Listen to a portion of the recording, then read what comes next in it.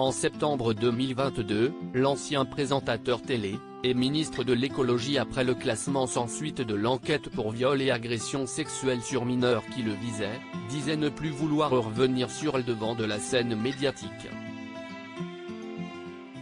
Il se réfugie auprès de son épouse, qui le suit depuis 2002 contre vent et marée. Pendant des décennies, Nicolas Hulot a été habitué à vivre dans la lumière médiatique. Devenu un personnage connu du grand public grâce à l'émission Culte Ushuaïa, diffusée de 1987 à 2012 sur TF1, le public a découvert un nouvel aspect de l'homme lors de sa prise de fonction de ministre de la Transition écologique et solidaire en 2017. Au cours de la passation de pouvoir, il s'est affiché avec sa femme à son bras. Le couple s'est rencontré en janvier 1996, alors que Nicolas Hulot était séparé de sa première femme, la double championne du monde d'escalade, Isabelle Patissier. Leur divorce a été prononcé en avril de cette même année.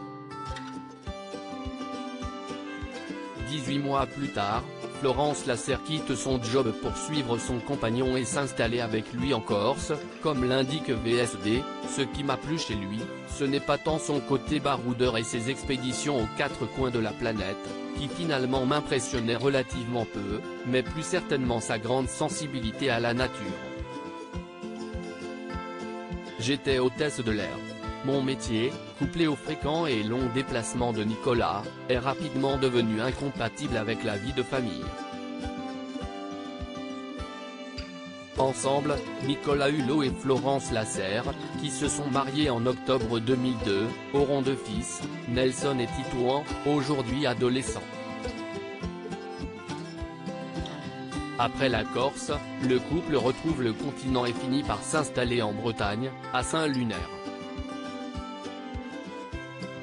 Alors que son mari poursuit et intensifie ses engagements écologiques, notamment avec sa fondation Nicolas Hulot pour la nature, Florence Lasserre s'engage en politique. Engagement politique, et tourmente personnelle en 2008, à l'âge de 41 ans, elle devient adjointe chargée de l'environnement et du développement durable de sa ville. Un moment intense mais aussi, parfois, compliqué. Ça a été très difficile parce que du jour au lendemain vous devez gérer une pression énorme. Comme j'étais Madame Hulot, j'ai été le réceptacle de requêtes, de revendications, d'injonctions, d'attaques aussi, parfois violentes. Moi, je voulais juste rendre service à la commune, à la collectivité. Je n'ai jamais eu l'intention de faire carrière, de faire de la politique. Ce mandat, comme tout dans ma vie d'ailleurs, ne devait être qu'un engagement citoyen. Alors, j'ai préféré retourner dans l'ombre. Un retour, relatif, à l'anonymat qui n'empêche pas cette ancienne vice-championne de France de slalom géant de continuer à œuvrer pour rendre sa ville plus verte. Car si le couple est uni par son amour pour l'écologie et le bien-être de notre planète, d'après Florence Lasserre, la plus verte des deux, ce serait bien elle. Nicolas rencontre des scientifiques, il brasse des idées. Moi, je les applique au quotidien. Et honnêtement, de ce point de vue-là, ce n'est pas un bon élève. Ce n'est pas lui, par exemple, qui va faire du compost.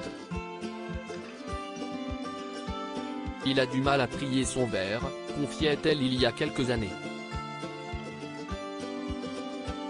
L'application des idées écologiques est l'une des raisons de la démission du présentateur d'Ushuaïa, qui estimait ne pas pouvoir mener à bien ses missions de ministre de l'écologie.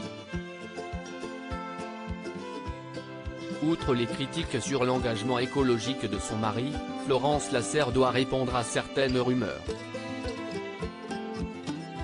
En 2009, la journaliste Bérengère Bonte sortait un livre intitulé Saint-Nicolas, où, selon elle, Florence Lasserre résumerait ainsi les rumeurs de liaison qui concernaient son époux. Au début je l'ai mal vécu. Maintenant, je relativise.